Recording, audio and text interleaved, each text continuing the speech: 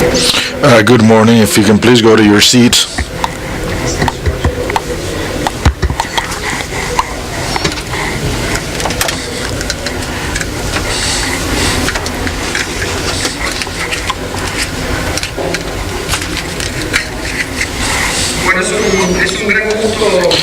It is a great pleasure to be the moderator, to be the chair for this plenary. We're going to speak about electricity, renewals, and developments in Latin America and the Caribbean. I am Fernando Navajas. I am from Argentina. I am going to do a brief presentation of our three speakers for this plenary today in the morning. The first speaker is going to be Dr. Elbia Gannoum. She's from Brazil.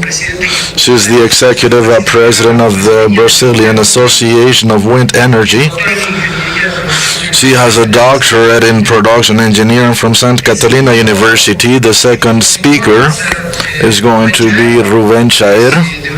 He's from Uruguay. He's the manager of the Department of Electrical Market, ACME, and he's an assessor for the presidency of UTE, which is the energy company of Uruguay, and he's also a researcher of the faculty of the economy faculty of the engineering school of the University of the Republic. Our third speaker is going to be Professor Einar.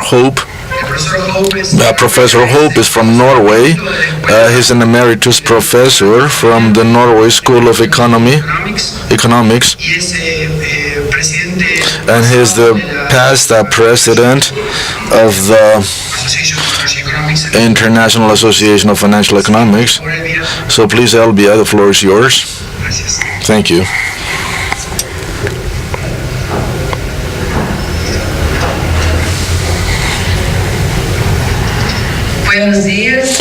Good morning. Thank you for the invitation. Thanks for having us here. For us, it is a great pleasure to speak about energy in Brazil, to speak about wind energy from Brazil, to speak about the development of wind energy in Brazil. We began to work on this approximately 4 years ago, and we have grown tremendously. I am going to speak in English because I believe that it is a little bit easier for me, so I'm going to go ahead and speak in English. Thank you. Brazil has been increasing investments in renewable sources since it started to invest in renewable. But we started with renewable when we speak about hydro plants. In the last years, mainly in five years, we start other kind of renewable. We say is renewable energy, no conventional. Renewable energy, no conventions for us is biomass, is small hydro, and solar, wind. Speaking specifically about wind, we have two phases in Brazil when we talk about investments. We have the first phase when we start a program, PROINFA. It's a program for incentives alternative energy. It started in 2004, and we had invested about 1.4 gigawatts in wind. In this time, in 2004, wind was very expensive for us, mainly if we compared with hydro or biomass. But recently, because technology, because know-how, because other things, wind started to be competitive in Brazil. Lately, wind is really competitive in Brazil. Today, wind is the second more competitive source for us. So, when we see a top 10 cumulative capacity, 2014, we have a very interesting number. China is the first one, more than 100 gigawatts installed capacity. after United States, Germany, and Brazil in the last year took the 10th position. It's interesting, if you notice, in 2012, we had 15th position, and 2013, 13th position, and the last year, 10th position. Nowadays, we are in top 10.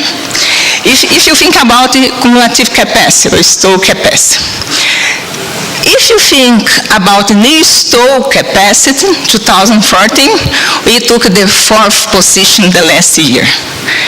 And we have been increasing investment so fast, as I said, after China, Germany, United States.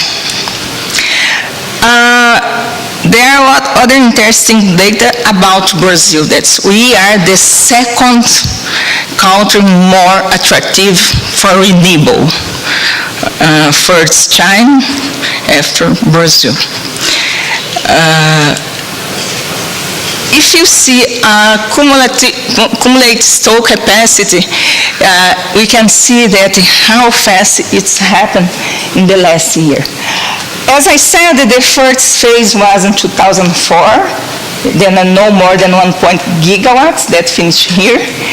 But in 2009, we prepared the first competitive auction in Brazil for wind. And this auction is A-3. What means this? We contract today in order to start operation 3 years after. Then in 2009, we prepared the first competitive auction where we contracted 1.8 gigawatts. These 1.8 gigawatts start operation in 2012. But each year we had a lot of auction, competitive auction. And this competitive auction has been installed, this capacity. Then we will finish in 2019 with every contract that you had. This farm is in construction or operation, and we will finish with 16.5 gigawatts installed capacity. Nowadays, 2015, in March, we have 6.4 gigawatts installed capacity. It's working, it's in operation. This installed capacity, we have a main region that we have this potential. Northwest, we have the best wind, and south. A very interesting thing about wind in Brazil, because when we started to investment, we thought that the main investments would be in the bit, in this region, in the north. But recently, we discovered that the best potential is here in Bahia. And here we have a very, very good wind. We say that unidirectional wind, it's strong and no gust wind. And we have about 10 meters per second. Then we can produce the very, very high capacity factor for electricity. Our capacity factor here in Bahia is more than 50%. As I said, nowadays we have 6.4 gigawatts installed capacity. It means 4.7% of metrics, electrometrics. The first one, of course, as I said, is hydro, more than 60%. The second one, we have thermal plants, if you put every thermal plant together. If you look for renewable, the second one is biomass. We have small hydro, and we are starting with solar plants. We had the first auction for solar plants in the last year. In this year, we will have more auction. Yesterday, the government launched the regulation for the first solar auction this year. And we'll have in April auction for wind and biomass together. We'll have more than 5 auctions this year, and we expected that contract, wind, solar, and the others, renewables, no convention, because Brazil now has a problem with supply. We don't have water. It's so dry. No rain, no water, no electricity. Nowadays, we put on every thermal plants that we have. It is so expensive, and we a little bit worry about supply, if you have it or if you not have supply. Because our matrix is very, very dependent from hydro. It's not good. We just learned it.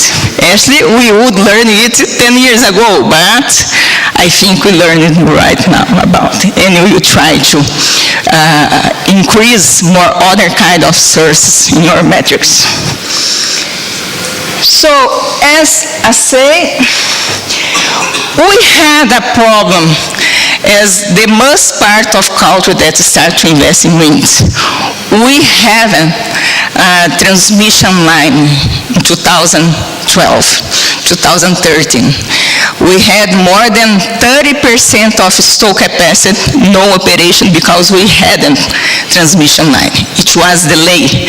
But in the last year, it started operation. Nowadays, we have less than 3% without line. It's about 300 megawatts, but it will start operation, I believe, maybe in June or July. We will finish this year with about 10 gigawatts installed capacity. Then every capacity will be operation because we don't have more problem with the transmission line. This is, as I said, we had a lot of contract in the auctions that we had. Price started the first one about $60 per megawatt hour, and the auction starts to be very, very competitive, and the price tries to start reducing, and our price nowadays is about $45, $46 per megawatt hour. Brazil produces the most competitive wind source in whole the world. Why? Because we have a very, very good wind. There are other things. Our auction model of contract is very, very competitive too. If you have very good winds with capacity factor more 50%, if the auction is very competitive, and we can have a very competitive price. This is the reason, because technology is the same. We have the same technology in the whole world, and why wind has better price in Brazil. The explanation is exactly it. So if you see, Brazil since 2009 started to contract, as I said, wind in every auction that we had. The average annual was 4.7 with every sources that Brazil contract. Wind is more than 50% since 2009. Wind is the source that has been increased more and more in Brazil, because we don't have actually other sources. Hydro plants, big hydro, don't have anymore, and the thermal plants with natural gas. People will speak about natural gas here. We don't have natural gas for the next 5 years. Biomass, small hydro, we don't have much, and the solar, it's not competitive. For this reason, wind has been increased so fast. We'll have, as I said, in the next month, we'll have alternative source auction for wind and biomass. If you see the register for auction, We have more than 12 gigawatts in registration. It means how much investor wants to invest in wind in Brazil, how much we have projects in portfolio. We'll have other auction in July that wind, small hydro, biomass, and thermal will participate. Then you can see wind. Nowadays, we have more than 20 gigawatts in portfolio for wind. Our potential is more than 350 gigawatts. The potential for Brazil wind is 3 times more than installed capacity in Brazil. Nowadays, our installed capacity, if you put every source together, thermal, nuclear, biomass, hydro, we have 130 gigawatts installed capacity. Only wind, our potential is 350 gigawatts. If you see about generation, as I said, in the last year we had about 5 installed capacity, 5 gigawatts installed capacity, but some 600 without work because line. Then we had a generation in megawatt hour, 1.5 gigawatts. Sometimes we had 2.3 gigawatts in generation, then it's more than 21% of the Northwest subsystem. This is a very significant number. As I said, sometimes we take 50% in capacity factor. If you put average with wind from ProInfa, because ProInfa, that is 2004 program, capacity factor was it's not so competitive. The capacity factor is about 30%. If you put it together, my average is less than 40%. If you look only for competitive wind that starts operation since the auction 2009, our capacity factor is more than 45–50%. As I said, performance in wind in Brazil has been very, very good, and more than everybody expected, mainly the government. The government didn't believe in wind in the past. Nowadays, they believe. There are other things about wind. It's not electricity only. We have benefits, like socioeconomic benefits. We have greenhouse emission. We avoided the last year, in the last year, about 3 million tons greenhouse emissions. We put on 6 million housing supply. We charge about $1 billion, and we had invested about $6.2 billion. This number is very important because this is economic charge avoided. As I said, nowadays we need thermal plants and expensive thermal plants. If I put wind, I don't need too much thermal, expensive thermal, then we avoid the consumer pay about $1 billion for electricity. So recently we developed a very important certificate of renewable energy, and the generation started to invest in this kind of electricity, wind, small hydro, biomass, and solar. Wind generation received a certification, and the consumer received CO concession, and this certificate goes to the product. Recently, the Honda company, cars company, starts operation farm, and every car from manufacturer, Honda, will have a certificate. It is very important for us, and it will start in this year. So, Brazil Wind Power Association, Associação Brasileira de Energia Eólica. Brazil Wind Power Association is a private company that represents every investors, every supply chain investors for wind power in Brazil. Nowadays, we have more than 100 members since manufacturer company, consulting company, development company like Alstom, GE, CPFL, EDP, Vestas, and the others. We work in order to develop wind power in Brazil.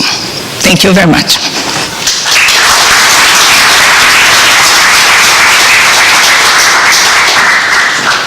Bueno. Okay. The next speaker is Mr. Ruben from Uruguay.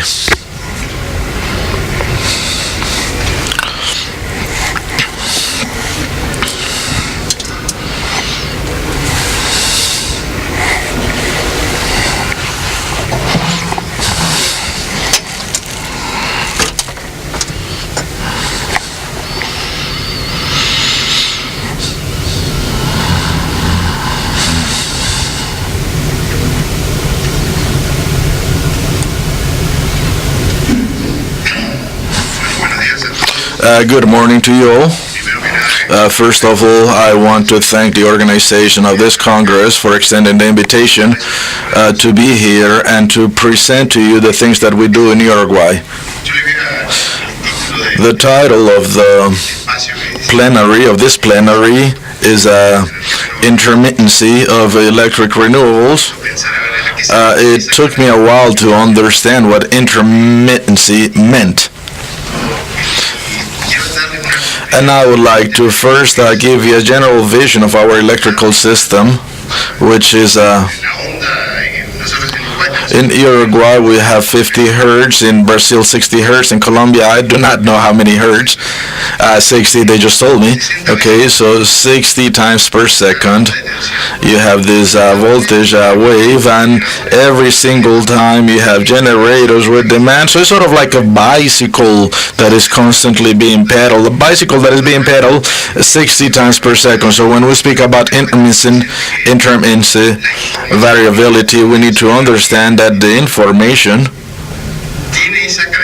or that energy has that characteristic, that it is a wave that has to be perfect at a speed that is repeated 60 times per second. So it's not a wheel that is spinning in different places. No, the electrical system is as precise as a watch. So when we speak about intermittency, we need to see where they affect, and we need to see what size they are. So the first thing that I want to say about variability of renewable resources, we can speak about variability that if something occurs inside a lapse of 10 minutes, that does not exist. An electrical system is you simply turn a switch on and the whole generation that is operating has sufficient inertia to accompany or to accommodate the different variations. Otherwise, it would be impossible to maintain this wave 60 times per second. So again, this time scale is very important. Are we speaking about the first 10 seconds, the first 10 minutes, at the first hour, or after the first hour? So I would say that during the first 10 minutes, the control system of the network and of the generators has to take care of any intermittencies. And the restrictions for new installations are basically if that disappears, you cannot generate a variation that cannot be absorbed by the controllers. From 10 minutes to an hour, this is part of the automatic control of generation. In the countries that have this automatized, other countries have reserves that are ready to come in And this can be managed with the controllers from the generators and also with a global controller or with operators, as it is done manually in some places. So what happens from 10 minutes to an hour is important, and you need to have sufficient resources to respond to any variations. So what I have to say here is that electrical demand in many countries, in all countries, have many changes in terms of variation, and this is because of human behavior. When everybody gets out from work and goes home, there's a peak. Early morning, when everybody's sleeping, there's a different variation. So the variation depends on the demand. And those variations make the system be prepared to comply with variations, say 20% of the demand, and be able to continue supplying for that demand. So we need to consider or think that what you put into the system has to be compatible with that. In other words, the capacity of the system to accommodate the variations of the demand has to be maintained. And variations of days refers to the topic of electricity availability. Countries such as ours that depend on hydraulic energy are very much used to that variability. Again, because this has the longest term, is the most difficult to filter. It is easier to filter something that occurs fast than something that occurs over a long period of time. The person that was before me spoke about this drought they have in Brazil. There's no water in the lakes, so therefore they do not have sufficient energy, and you cannot take any control actions to fix that. You simply have to take measures before you design the system. Non-renewable energies are much better than hydraulic energy in terms of variability. They all have different variabilities, but they're much shorter plays compared to our rain cycles in Latin America. So after this introduction, I'm going to tell you a little bit about what we were doing in Uruguay, about the analysis that we did of variations, and what we think we're going to continue doing in the future. Uruguay has a land area of 176,000 square kilometers. It is located here. If you have not seen the map, we have 3.3 million inhabitants. It's a relatively small country, but it's a beautiful country.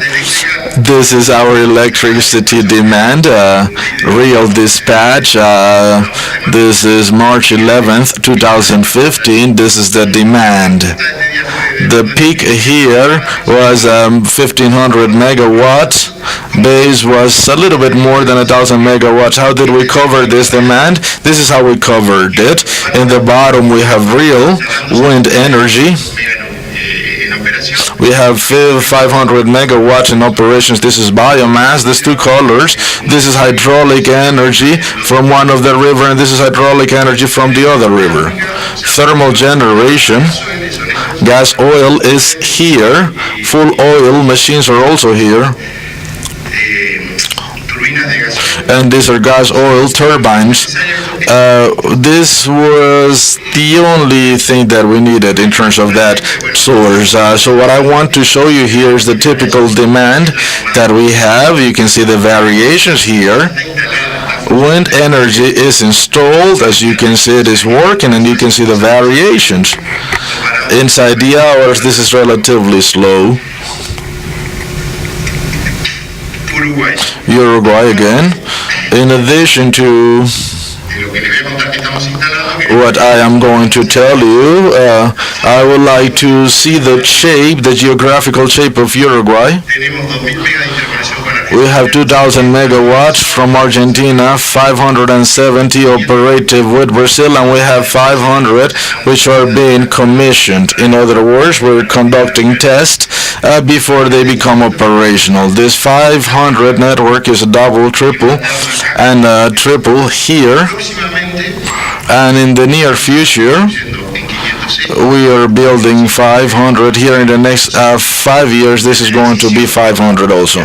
So the decision to make a ring in 500 here is precisely not to be concerned about renewable energy, to be able to install those sources anywhere. So this is a decision that government took, we're looking at numbers.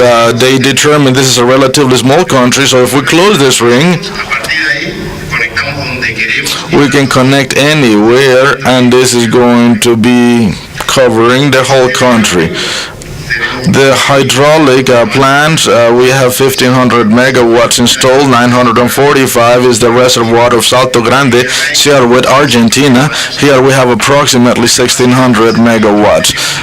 Our storage capacity, the most important is this power plant here. It can store 146 days and a relatively small power, 155 megawatts. This is very relevant because thanks to this, for a few years we're going to be able to follow up or monitor wind energy, thermal energy, fuel-fired. They just showed me a time card, so I'm getting nervous. I'm going to speak faster now. So we're setting up a combined cycle of 540 that is going to work on natural gas and gas oil. What is the worst variability that we can have here? We have a probability out of the 114 years that we have tracked. This is a variation. This is the electrical generation that was offered. Here on the horizontal, you have demand for 2008, 2010, 2012. So based on how much rain we get, we can cover perhaps 100% of the demand for the year 2012, or we can have perhaps less than one-third of the demand covered. Everything that is in orange had to be covered a few years ago, either by exporting energy or by burning gas oil. In addition to being an uncertainty, in terms of the volume of energy, it is also dependable on the prices of oil. So here you can see the variations.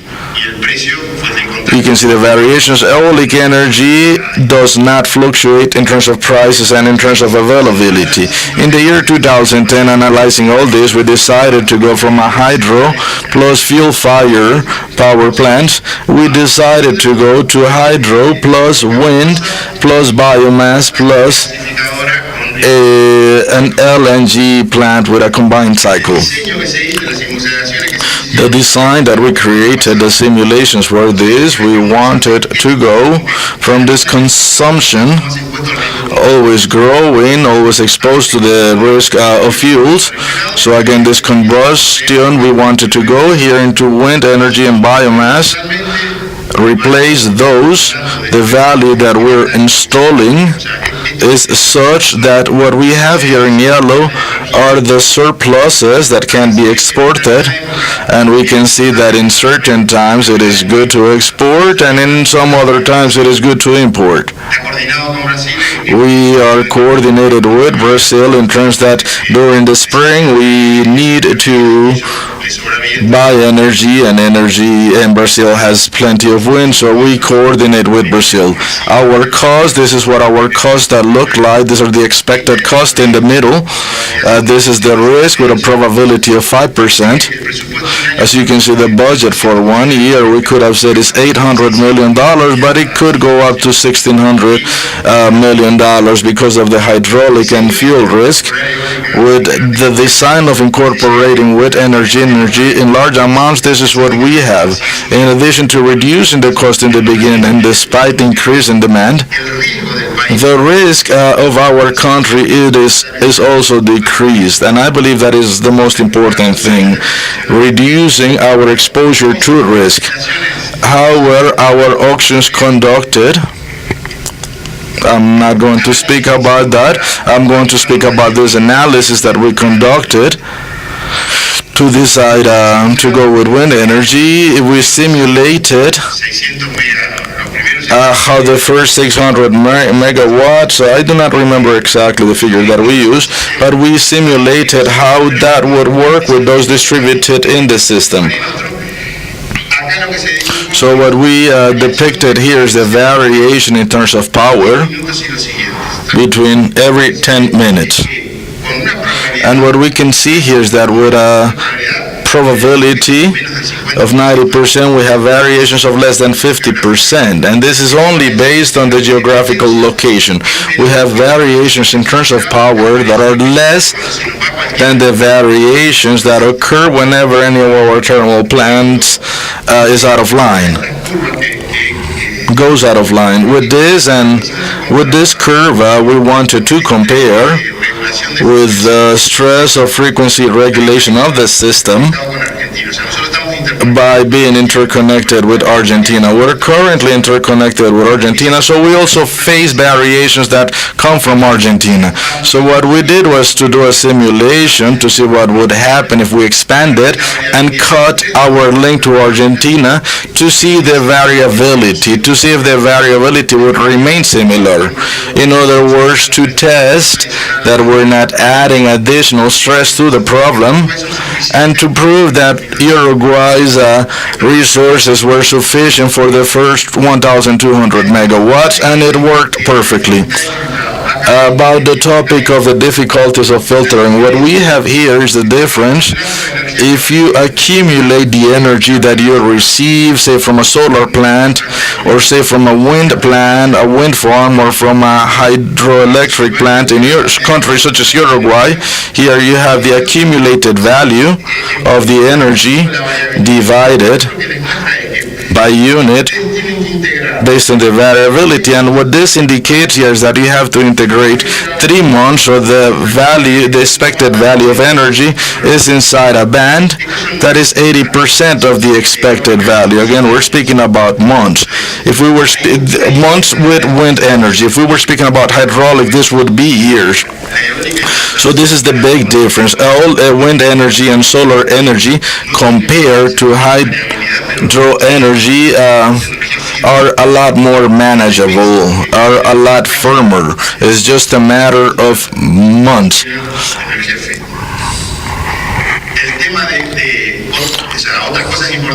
Other important things to be considered is the daily profile. Wind energy, we have this. Solar energy, we have the profile here. So what we did was to model, simulate, and to optimize to develop the best plan. March 12, 2015, wind production of our real plants, and this is only to prove or to show you that the infrastructure here in the bottom we have what we had planned. We're also looking hour by hour. This is just a regular day.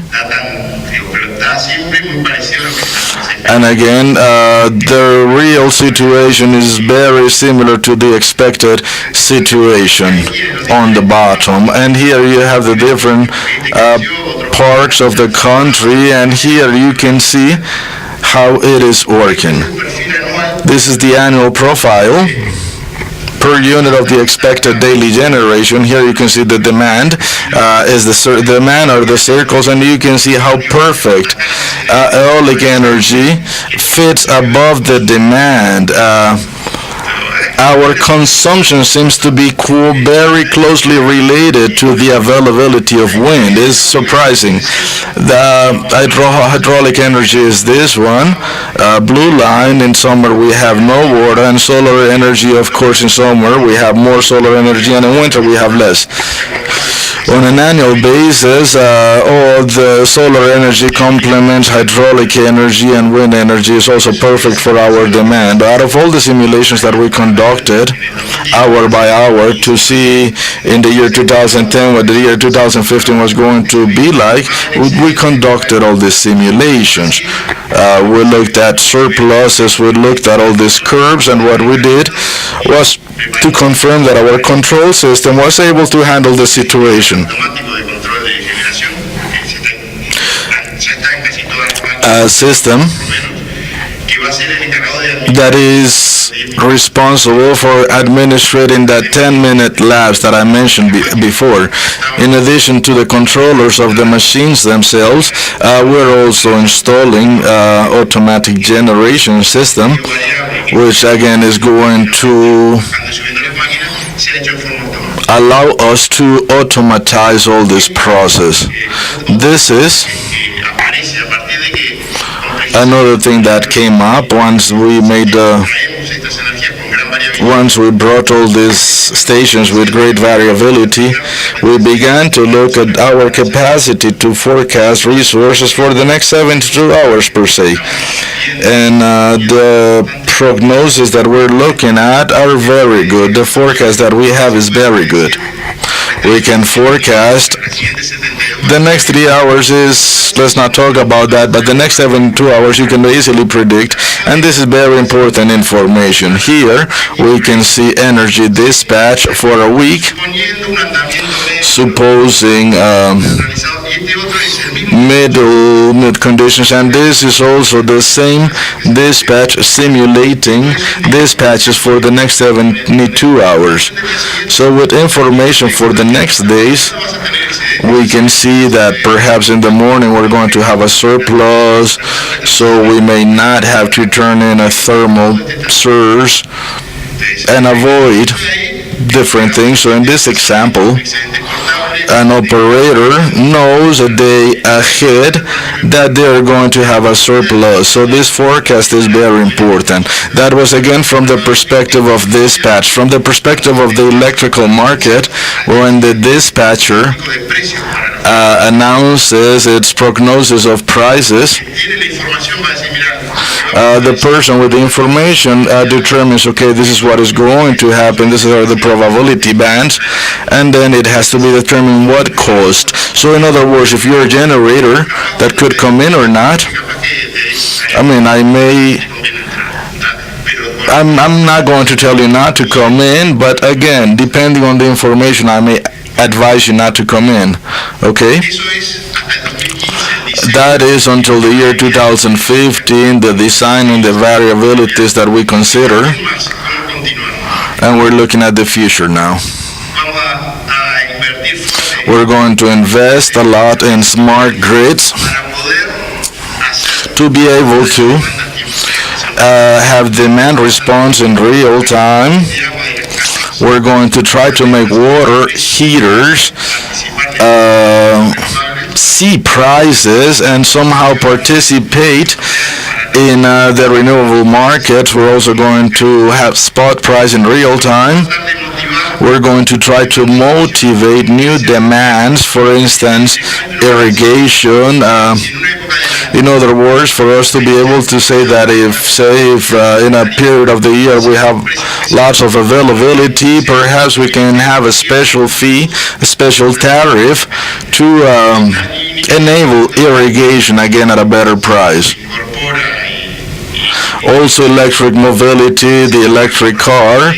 Our electrical company purchased electrical cars, and we're conducting tests. We're going to have also intelligent charges with better fees in the early mornings when we have the most wind, the most energy, and at the end when we cannot accommodate, we are also going to look at opportunities into exporting to our neighboring countries. This is what we want to do. We want to continue installing lots of wind energy. This is the thermal expansion. These slides are going to be left, and this is the optimal plan.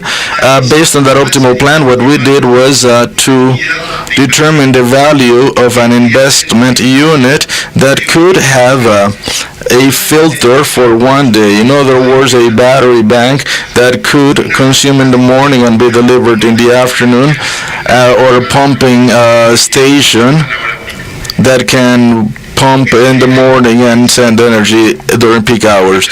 What we see here, again, this is the year 2020. These are the values per installed kilowatt. First of all, this is 3 megawatts.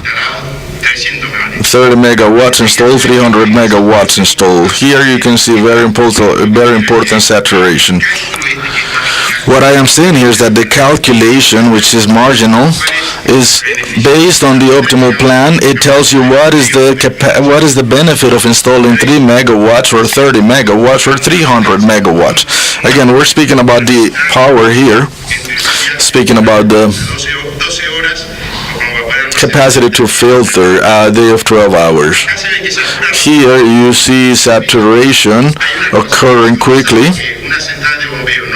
If you do know that a pumping station is not more than $2,500 per installed kilowatt, you see this, and with the hydraulic systems that we have, is sufficient until the year 2035. I apologize for taking more than my time, and thank you for listening to me.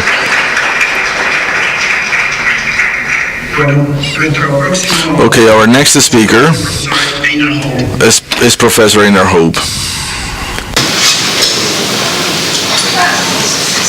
Solo cambia la ventana.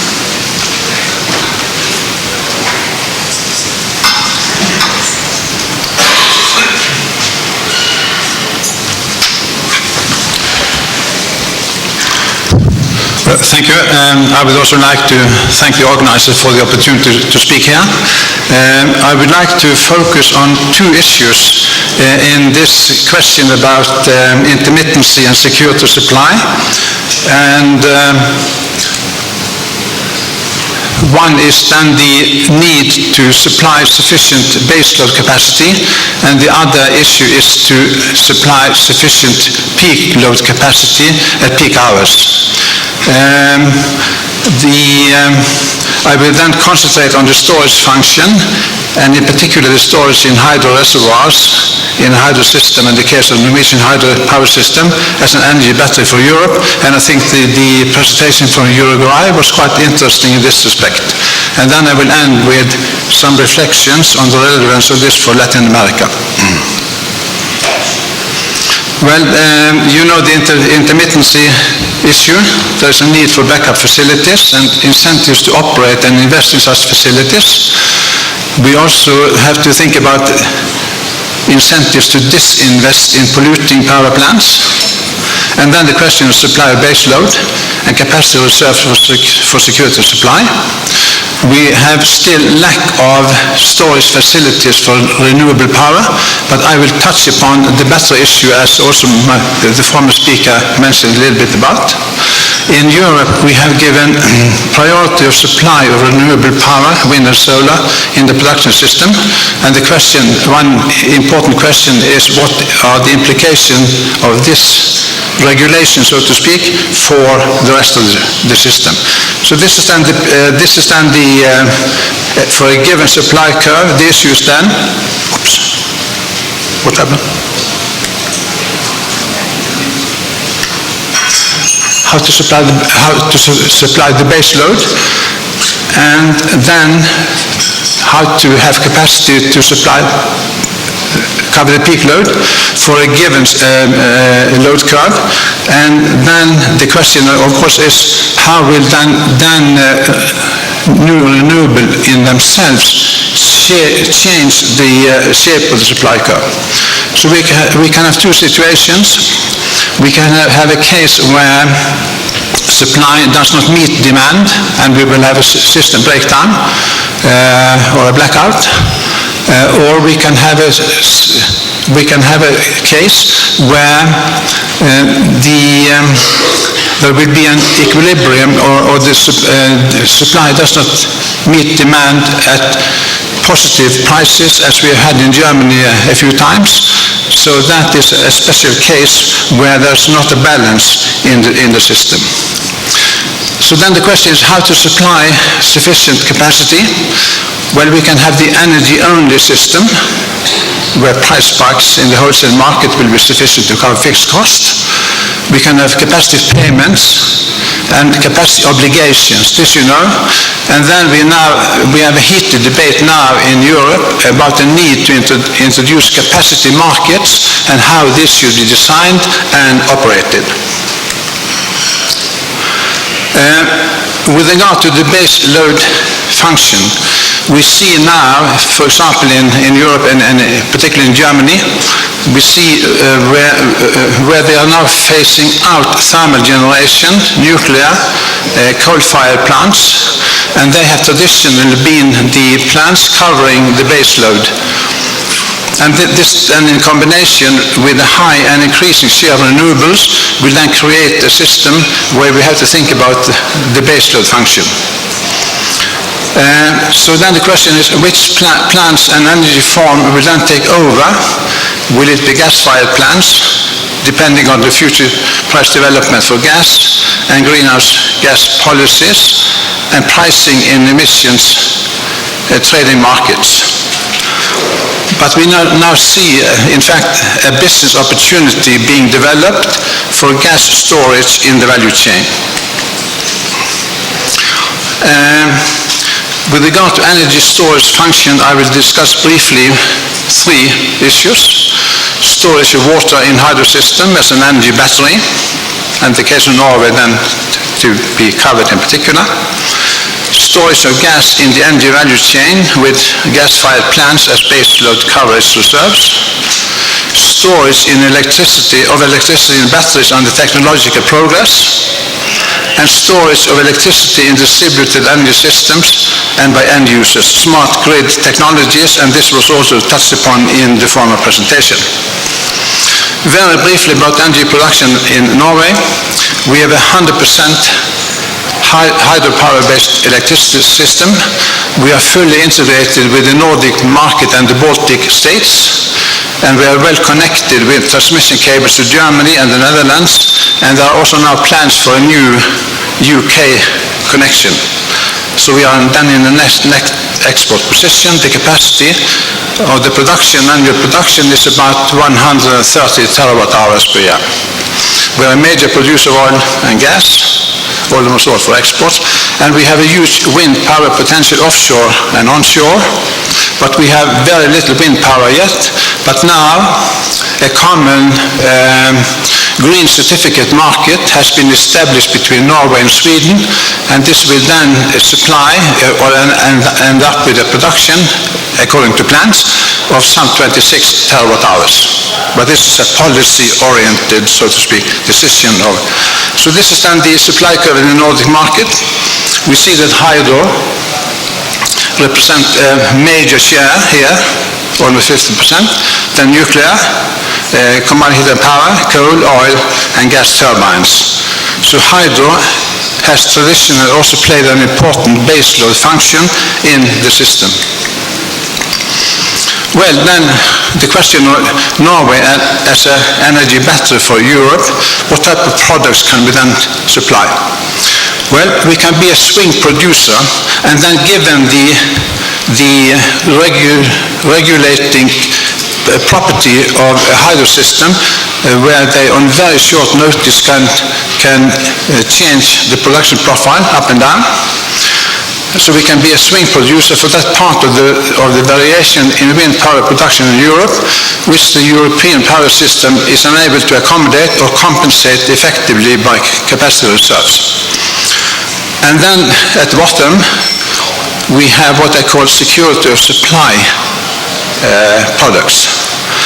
The European system can have access to the Norwegian power system to improve security of supply in the European system, and for Norway it's access to the European thermal system to improve security of supply due to the variability in power production because of variation of the inflow of water, for example, a dry year. In the old days we had to dimension the capacity so that it would cover capacity in a dry year, but now with the production mix you saw, this is no longer necessary to think of security of supply as a national concern only. But then there are some preconditions. We now have a very large share of wind and solar power in some of the European countries. And the larger the share, of course, the greater the production variability. And one question then is the size of the Norwegian regulated power capacity in relation to Europe's needs for balancing power sufficient enough to be interesting? If we can improve the ability to predict variability in wind and solar power, the renewable system itself can accommodate a little bit here. And within an integrated market, you can then balancing out the wind and solar production variability between regions by market integration. And by technological change, you can also improve the ability of the thermal system to accommodate short variations in renewable power. And then, I think very interesting here, and already touched upon, technology and consumer behavior changes on the demand side with the smart metering technology, etc. But then we need investment in new capacity, transmission capacity between the Nordic market and Europe, and internally in the European market. Pumped storage was also mentioned by the former speaker. That could be an issue, but it's not profitable at the going prices. But these are very heavy investment. An interconnector between Norway and Germany, for example, will cost about $2 billion plus necessary investment in both ends of the interconnector. So one important question is, will there be sufficient trade over this cable, this interconnector, to make it an interesting proposition with regard to profitability? So there's a lot of uncertainty here, and I think that has to be taken explicitly into account. So these are then some of the connections being planned. A new connection is, two new connections have been decided, one to the UK and one to Germany between Norway. And then we have integration in the Nordic system. So there are some important integration and policy issues. For example, I mentioned the need for coordinating transmission network investment across regions, the need for harmonizing rules and regulations within an integrated power market, and market arrangements for new renewable energy and the optimal composition of the production mix. And then the question again, security of supply. Should that be a national concern, or should be defined over a region, an integrated market region, where you have a production mix, where you can play on the different production forms? And personally, I think that this should definitely be a regional concern. For example, in the Nordic market, security of supply should be thought of as an option or as a policy measure for the market system. The larger you integrate, the more you can combine, the more you can enjoy economies of scale and scope, etc., etc. Then batteries as storage. Well, I'm not an engineer, so I'm unable to evaluate, so to speak, the technological development. But there are some interesting developments taking place with regard to make battery technology to make this such source interesting. New and more powerful batteries with increased capacity connected directly to the grid, charged at low off-peak power prices and delivering into the grid at high peak prices, and instantaneous delivery of balancing power. I think this might be interesting as a capacity market regulating device at the reserve margin, only at the reserve margin, because I think there's still a long, long way to go that these batteries would play a role as a capacity reserve for the system as a whole. But now in Germany, a new solar plant has started up, and one business idea of that plant is to delivering power to battery charging and capacity balancing in Germany. This is in Brandenburg, and it will be interesting to see how they succeed with this new device, so to speak. But this is dependent upon subsidies, and batteries are not competitive at current power prices. So I think there's still a long way to go, but as an extra, so to speak, device, I think it can be interesting in the medium term. And then we had the storage in distributed energy systems and smart grids. And I think this is maybe the most interesting phenomenon now taking place. But then, of course, smart grids may add to intermittency, because now an end user, say here, can both be a consumer and a producer, a prosumer, as the concept now